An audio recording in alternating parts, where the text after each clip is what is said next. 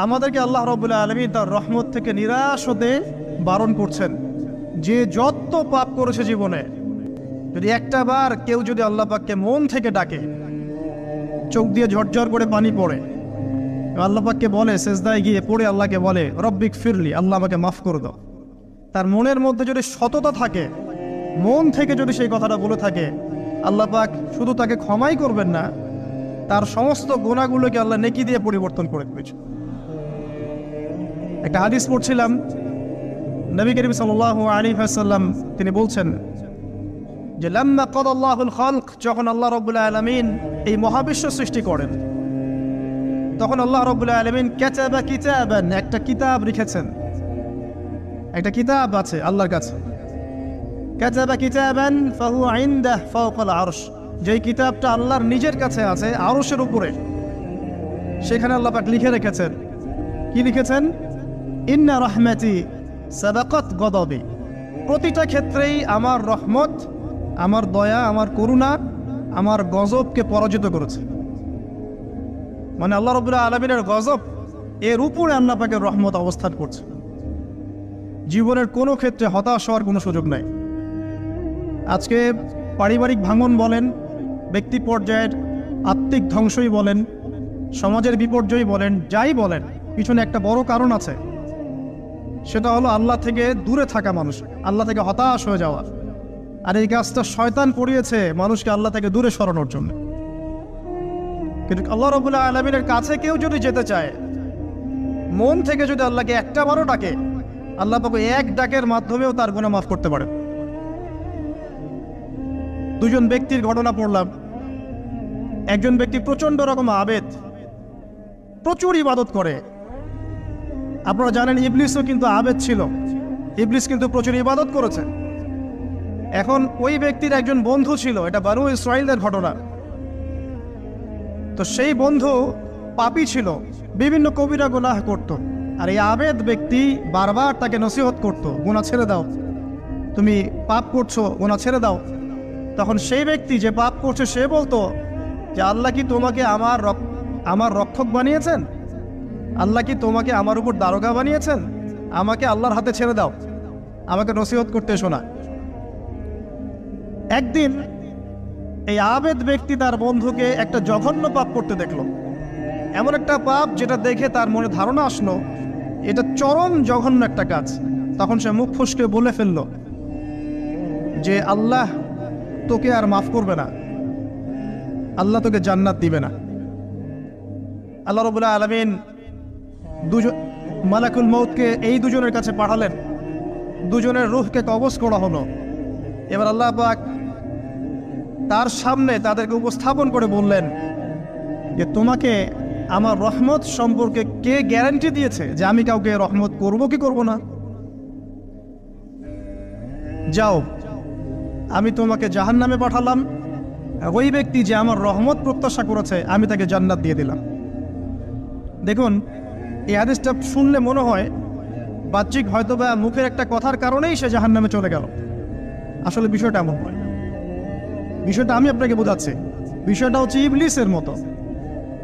ইবলিস কিন্তু শুধু মন থেকেই বলেনি যে খলাকতানি মিন নার ওয়া খলাকতাহু মিন তিন, আমি কেন তাকে সিজদা করব আদমকে? আদম তো মাটির তৈরি আর আমি তো আগুনের তৈরি।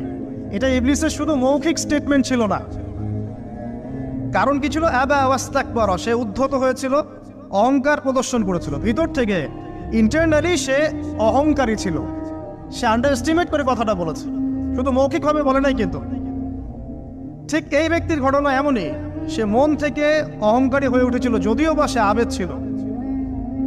এখানে আমরা যারা প্র্যাকটিসিং মুসলিম হওয়ার চেষ্টা করছি, আমাদের জন্য এখানে নিদর্শন আছে। অচত নামাজ পড়েই ভেবে বসবেন না যে অনেক কিছু করে ফেলছে, এক চিল্লা দিয়ে মনে করে ফেলবেন না যে দিনের জন্য অনেক কিছু করে ফেলছে। একটা হজ করেছেন, ওমরা করেছেন, সিয়াম রেখেছেন, দিনের জন্য দান সদকা করেছেন, একটা মাদ্রাসা মসজিদ করেছেন, ভেবে বসবেন না আপনি সব অনেক কিছু করে ফেলেছেন এবং অন্যরা সব ককরোচ তেলাপোকা, ওরা জাহান্নামে যাবে, এমনটা মনে করবেন। জানি না আমরা যে কার আমলের কতটুকু আল্লাহর কাছে কবুল হচ্ছে। তো এখানে এই ব্যক্তির সমস্যা ছিল এই, সে নিজের আমলটাকে অনেক ভারী মনে করছিল এবং সে স্টেটমেন্ট দিয়ে ফেললো যে তোকে আল্লাহ পাক মাফ করবে না। এই একটা কথা মন থেকে বলার কারণে তার ইহকাল পরকাল দুটা বরবাদ হয়ে গেল, সে জাহান্নামে চলে গেল। ঠিক আরেক ব্যক্তির ঘটনা আছে এমন, এগুলো সবগুলো রেফারেন্স আছে। এক ব্যক্তি প্রচুর ইবাদত করত, আল্লাহ পাক তার ইবাদত করার জন্যে পাহাড়ের চূড়ায় একটা সুন্দর ব্যবস্থাও করে দিয়েছিলেন। সেখানে ডালিম গাছ হতো, ঝর্ণা আসতো, খাবারের কোনো অভাব নাই। হাদিসে এসেছে 500 বছর সে ইবাদত করেছে। কত বছর? কিয়ামতের মাঠে এই ব্যক্তির অবস্থা এমন হবে, তাকে জান্নাতে প্রবেশ করানোর জন্য নিয়ে যেতে বলা হবে। যাও আমার রহমতে জান্নাতে চলে যাও। আল্লাহ পাক তাকে এই কথাটা বলবেন, কিন্তু এই ব্যক্তি বলবে আমার আমলের কারণে, আল্লাহ পাক বলবেন আমার রহমতে জান্নাতে চলে যাও। ব্যক্তি বলবে আমার আমলের কারণে। আল্লাহ রাব্বুল আলামিন তখন তাকে দেওয়া সমস্ত নেয়ামতগুলোকে এক পাল্লায় করবেন, আর তার সমস্ত আমলকে আরেক পাল্লায় করবেন। তারপর দেখা যাবে আল্লাহর সমস্ত নেয়ামত তার একটা চোখের সমান হয় নাই। কথা কি বুঝতে পারছেন? একটা চোখের যে নেয়ামত আল্লাহ পাকের, সমস্ত আমল ও 500 বছরের ইবাদত এতটুকু হয়নি। তারপর তাকে বলা হবে ওকে জাহান্নামে নিয়ে যাও। এবার জাহান্নামে যাওয়ার সময় সে বলবে আল্লাহ তোমার রহমতে আমাকে মাফ করে দাও। তখন আল্লাহ পাক তাকে আবার ডেকে নিয়ে আসবে, বলবেন যে তোমাকে যে আমি ইবাদত করার জায়গা করে দিয়েছিলাম, এটাকে তুমি নিজে করেছো না আমি করেছি? সে বলবে আপনি করেছেন। তোমাকে যে আমি সৃষ্টি করেছিলাম তখন কি তুমি কোনো আমল করেছিলে? বলবে না। তাহলে তোমাকে যে সৃষ্টি করেছি আমি, এটা কি তোমার আমলের কারণে? না। তোমাকে সারা দুনিয়াতে এত নিয়ামত দিয়েছি, এটা কি তোমার আমলের কারণে? সে বলবে না। তখন তাকে জান্নাতে প্রবেশ করানো হবে। কিয়ামতের মাঠে এমন অনেক ঘটনা ঘটবে যেটা আমাদের চিন্তার বাইরে। আরেকজন ব্যক্তিকে ডেকে আনা হবে, যে ব্যক্তি একটা দুটা নয় বরং 100টা খুন করেছে। সে 99 জন মানুষকে হত্যা করার পর ফতোয়া খুঁজে বেড়াচ্ছিল যে আমার তওবা কবুল হবে কিনা। একজন আবেদের কাছে গিয়েছে। আবেদ আর আলেম কিন্তু এক জিনিস না। আবেদ মানে যে প্রচুর ইবাদত করে, তার জ্ঞান কম, সে শুধু জানে কিভাবে ইবাদত করতে হয়। আলেম হচ্ছে সে যে শরীয়তের গভীর জ্ঞান জানে, আবার ইবাদতও করে। আবার যারা জ্ঞান আছে আমল নাই, সেও কিন্তু প্রকৃত আলেম না। প্রচুর জ্ঞান আছে কিন্তু জ্ঞান অনুযায়ী আমল করে না, সেও কিন্তু প্রকৃত আলেম নন। এবার আসেন তো, এই আবেদের কাছে গিয়ে সে বলছে আমার কি ক্ষমা হবে? আমি 99টা খুন করেছি। সে বলল তোমার আবার ক্ষমা? তোমার ক্ষমা নাই। তখন এই ব্যক্তি এই আবেদকে হত্যা করে 100টা খুন পূর্ণ করলো, ওকেও সে মেরে ফেলছে। আমার ক্ষমাই হবে না তো তোর বেঁচে থাকার কি দরকার? তুইও মর। কি বুঝতে পারলেন? বর্তমান বিশ্বের উগ্র মাথার পলিটিশিয়ানদের মতো অবস্থা। আমার দেশের সমস্যা, তোর দেশ পারমাণবিক বোম্বের উড়াই দিব, মানে এরকম একটা অবস্থা। তো আল্লাহ রাব্বুল আলামিন এই ব্যক্তির মধ্যে একটা চেতনা তৈরি করলেন যে আমাকে তওবা করতে হবে। সে তখন সার্চ করতে লাগলো আরো কোনো আলেম আছে কিনা। এরপর অনেক দূরে একজন আলেমের সন্ধান পাওয়া গেল। সে সেখানে গেল, তাকে গিয়ে বলল আমার কি ক্ষমা হবে? সে আলেম তাকে বলল হ্যাঁ তোমারও ক্ষমা হতে পারে, যাও তুমি ইস্তেগফার করো এবং এই এলাকা থেকে অন্য এলাকায় চলে যাও। মানে যে এলাকায় তুমি অনেক দিন ছিলে, যেখানে তুমি অনেক পাপ কাজ করেছো, এখানে থাকার দরকার নাই। তওবা করে তুমি অন্য কোথাও চলে যাও, নতুন একটা জীবন শুরু করো। এখানে থাকলে হবে কি, তোমার স্মৃতিগুলো তোমাকে তাড়িয়ে বেড়াবে এবং মানুষ তোমাকে খারাপ নজরে দেখতেই থাকবে, তুমি তখন কষ্ট পাবে। এই জন্য তুমি চলে যাও। তো চলে যেতে যেতে সে রাস্তায় ইন্তেকাল করে। এবার তার রূহ নিবে কে? এই জন্য দুদল ফেরেশতা আসছেন, জান্নাতি এবং জাহান্নামী। তাদের মধ্যে বাক বিতরটা হচ্ছে কে রূহ নিয়ে যাবে। তো জাহান্নামের ফেরেশতারা বলছেন সে এতগুলো খুন করেছে, তার রূহটা আমরা নিব। আর জান্নাতি ফেরেশতারা বলছেন না, সে তওবা করতে এসেছিল, অতএব সে আল্লাহর অভিমুখী হয়েছে, তার রূহটা আমরা নিব। আল্লাহ পাক এখানে একটা কৌশল করলেন। আল্লাহ পাক ফেরেশতাদেরকে বললেন তোমরা রাস্তাটাকে পরিমাপ করে দেখো, যেদিকে যাচ্ছিল তার পরিমাপ বেশি নাকি যেখান থেকে এসেছে ওর পরিমাণ বেশি। আল্লাহ পাক জমিনকে আদেশ করলেন হে জমিন তুমি প্রশস্ত হয়ে যাও। এবার পরিমাপ করে দেখা গেল সে তওবার দিকে আসছিল এর পরিমাণটা বেশি। এই একটা কাজের ওসিলা আল্লাহ পাক তাকে মাফ করে দিলেন। মনে রাখবেন, এটা মৌখিক বিষয় ছিল না, সে মন থেকে ভিতর থেকে কিন্তু সে আল্লাহর প্রতি অনুগত হয়েছিল। এই মনের বিষয়টা আল্লাহ ছাড়া কেউ জানে না। আপনি দেখতে পারেন সমাজে অনেকে দাড়ি টুপি পাগড়ি জুব্বা সব লাগিয়ে ঘুরছে, তো বিশ্বাস করেন তাদের মনটা এমনও হতে পারে যে জানোয়ারের চেয়েও কুৎসিত, এমনও হতে পারে। আবার আপনি দেখবেন সমাজে এমন অনেক মানুষ ঘুরছে যারা হয়তো অনেক পাপে লিপ্ত মনে হচ্ছে, কিন্তু মনের মধ্যে সততা আছে। আর যার মনের মধ্যে সততা আছে, আল্লাহ বা কোনো না কোনো দিন ইনশাআল্লাহ তাকে হেদায়েত দিবে। এটা আমরা আমাদের অভিজ্ঞতা থেকেও দেখেছি।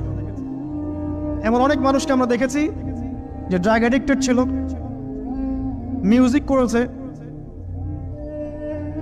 হারাম সম্পর্কের মধ্যে ছিল, নামাজ ঠিক মতো পড়ে নাই, কিন্তু যখনই আল্লাহর কথা আলোচনা হতো দেখতাম সে খুবই শান্তভাবে মন থেকে কথা শুনছে। এই কথা শুনতে শুনতে শুনতে একদিন মাশাআল্লাহ এখন দেখবেন যে চিল্লা দিয়ে বেড়াচ্ছে বিভিন্ন মসজিদে। আল্লাহ হেদায়েত দিয়েছে, সব ছেড়ে দিয়েছে। এরকম মানুষের অভাব নাই কিন্তু সমাজে। তো এখানে আল্লাহ পাকের রহমত বা দয়ার একটা উজ্জ্বল দৃষ্টান্ত দেখতে পারবেন। ঠিক এরকম আরও একটা ঘটনা আছে বনু ইসরাইলের। এক ব্যক্তি এত পাপ করেছে যে শেষে মৃত্যুর সময় সে সন্তানদেরকে ডাকছে, ডেকে বলছে যে আমি যখন মারা যাব আমার লাশটাকে তোমরা কবর দিও না, যদি আল্লাহ পাক আমাকে ধরতে পারেন তাহলে খবর আছে আমার। আর কি করতে হবে? সে বলছে যে আমার দেহটাকে তোমরা পুড়িয়ে ফেলবে, এবং পুড়িয়ে ফেলার পরে ছাইগুলোকে একত্রিত করবা, করে অর্ধেক ছাই সমুদ্রে ভাসিয়ে দিবা, অর্ধেক ছাই বাতাসে উড়িয়ে দিবা। সন্তানরা তাই করলো।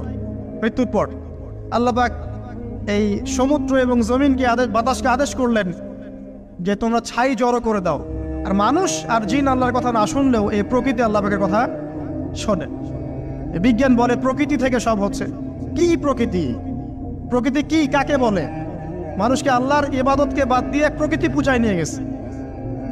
এই পুরো প্রকৃতি আর মহাবিশ্বে এক আল্লাহর ইবাদত করে। কে সৃষ্টি করলো প্রকৃতি? প্রাকৃতিকভাবে হয়েছে সবকিছু বলে, আল্লাহ থেকে হয়েছে বলা যাবে না। বললে আপনি মৌলবাদী হয়ে যাবেন। আল্লাহ শব্দ ইউজ করলে আপনি মৌলবাদী হয়ে যাবেন। ধর্মতাত্ত্বিক শব্দগুলোকে আস্তে আস্তে উঠিয়ে দেওয়া হয়েছে। দেখবেন যুক্তি, বিজ্ঞান, দার্শনিক শব্দগুলোকে আনা হয়েছে। এটাও টেকনিক্যালি করা হয়েছে। কোনো সেকুলার মিডিয়াতে আপনি দেখবেন না ইনশাআল্লাহ বলছে। ইনশাআল্লাহ প্রমাণ করবে যে আপনি আস্তিক না নাস্তিক। তো প্রকৃতিকে আল্লাহ পাক আদেশ করলেন, এই সমুদ্র ছাই জড়ো করো, এই বাতাস ছাই জড়ো করো। তারা ছাই জড়ো করে দিল।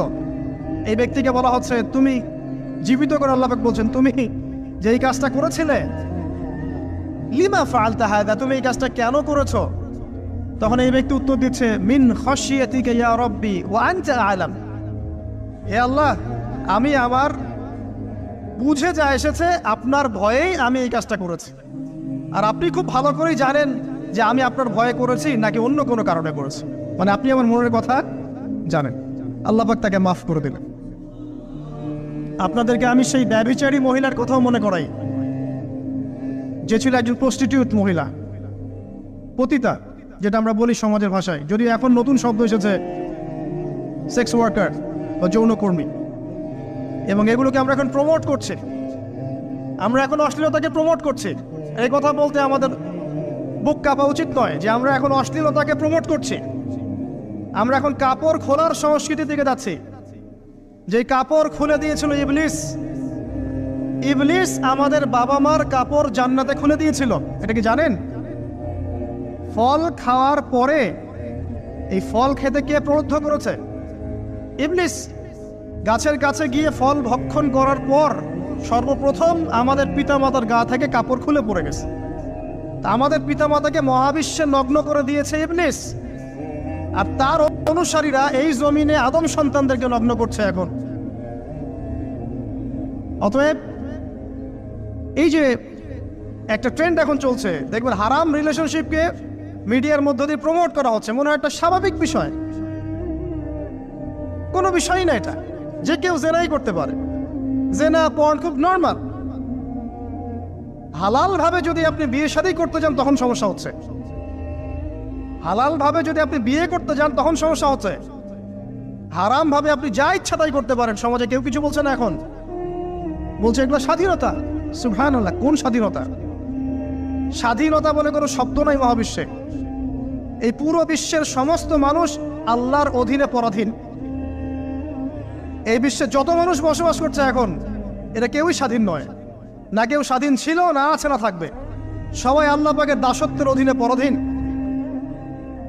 স্বাধীন সেই এই পৃথিবীতে যে ব্যক্তি শয়তানের তাবেদারি করে, ও নফসের তাবেদারি করে, ও তো স্বাধীন, যা ইচ্ছা তাই করতে পারে। এই যে অশ্লীলতার প্রমোটিংটা চলছে, এটাকে পারিবারিকভাবে বন্ধ করতে হবে। আল্লাহ পাক আমাদেরকে বোঝার তৌফিক দান করুন। এগুলো যত বাড়বে সমাজে মহামারী আসবে, দেখে নিয়ে মহামারী আসবে, দুর্ভিক্ষ আসবে, সমাজে এমন সব রোগ ব্যাধির জন্ম হবে যেগুলো নামও শোনে নাই মানুষ কখনো, এবং সামনে ভূমিধস অপেক্ষা করছে, এগুলো আসবে। যাই হোক, ওই মহিলা, যে ব্যক্তি একজন যৌনকর্মী ছিল, বা যেটা আমরা বলি ব্যভিচারিণী মহিলা ছিল, একটা কুকুরকে দেখেছে সে পানি পান করার জন্য তৃষ্ণার্ত, সে এটাতে মায়া করে, দয়া করে তার মোজাটাকে নামিয়ে এই কূপ থেকে পানি উঠিয়ে কুকুরকে পান করিয়েছে। এই একটা কাজের বদৌলতে আল্লাহ রাব্বুল আলামিন এই ব্যভিচারী মহিলাকে মাফ করে জান্নাত দিয়ে দিয়েছে। হাদিস এটাও এসেছে, নবী সাল্লাল্লাহু আলাইহি ওয়াসাল্লাম বলেছেন, ইরহামু মান ফিল আরদ, তোমরা সবাই জমিনবাসীর প্রতি রহম করো। জমিনে মুসলিমই থাকতে হবে, তাদের প্রতি রহম করতে হবে এমন নয়, জমিনবাসী যারাই আছে সবার প্রতি রহম করো, জাতি ধর্ম বর্ণ নির্বিশেষে। এমনকি পশু পাখির প্রতিও দয়া করো। ইরহামু মান ফিল আরদ, জমিনে যারা আছে সবার প্রতি রহম করো। ইয়ারহামুকুম মান ফিস সামা, যিনি আসমানে আছেন তিনি তোমাদের প্রতি রহম করবেন ইনশাআল্লাহ। ইসলাম এই কথাগুলো বলেছে 1400 বছর আগে। আজকের এই বিশ্বের সোকল্ড এই মডার্ন বিশ্বে, যেখানে মানুষের রক্তের কোনো দাম নাই, সেখানে ইসলাম পশু পাখির অধিকার নিয়ে কথা বলেছে 1400 বছর আগে। কাদেরকে কি শিখাতে আসেন? কোরআন এবং সুন্নাহর বাইরে অভ্রান্ত সত্যের কোনো উৎস আছে? এখানে যা আছে তাই চূড়ান্ত। মানতে চাইলে মানেন, না মানতে চাইলে জাহান্নামে যান, কেউ তো বাধ্য করছে না। লাকুম দীনুকুম ওয়ালিয়া দিন। আল্লাহ পাকের রহমত দেখেন। আরেকটা ঘটনা আছে, এমন একটা বিড়ালকে বেঁধে রেখেছিল এক মহিলা, খাবার দেয় নাই, কষ্ট দিয়েছে। একটা বিড়ালকে খাবার না দিয়ে কষ্ট দেওয়ার কারণে এই মহিলাকে আল্লাহ পাক জাহান্নামে পাঠিয়েছে। এরকম কত ঘটনা আছে, এই ঘটনাগুলো হাদিসের পাতায় বর্ণিত আছে। কোরআনে কি বলছে দেখুন। কোরআনের আমি কয়েকটা পয়েন্ট আপনাদেরকে খালি বলছি, এটা নিয়ে আমি সকালে ভাবছিলাম। আল্লাহ পাক আদম আলাইহিস সালামকে সৃষ্টি করেছেন আমরা সবাই জানি, কিন্তু আল্লাহ পাক সূরা সাদের মধ্যে বলছেন ইবলিসকে, হে ইবলিস, তোমাকে কিসে বারণ করলো আদমকে সিজদা করতে, যে আদমকে আমি নিজের হাত দিয়ে সৃষ্টি করেছি। আল্লাহ রাব্বুল আলামিন যে আমাদেরকে এত যত্ন করে ভালোবেসে সৃষ্টি করেছেন, এটা কি আল্লাহ পাকের দয়ার নিদর্শন নয়? মহাবিশ্বের অন্য কোন মাখলুক সৃষ্টির ব্যাপারে আল্লাহ পাক বলেন নাই খলাকতু বিয়াদাই, আমি নিজ হাতে তাকে সৃষ্টি করেছি। শুধু সৃষ্টি নয়, সৃষ্টি করার পর আল্লাহ পাক তাকে সমস্ত নাম শিক্ষা দিয়েছেন। এই যে জ্ঞান শিক্ষা দেওয়া, জ্ঞান, এটা আল্লাহ পাকের সবচেয়ে বড় নিদর্শনগুলোর মধ্যে অন্যতম।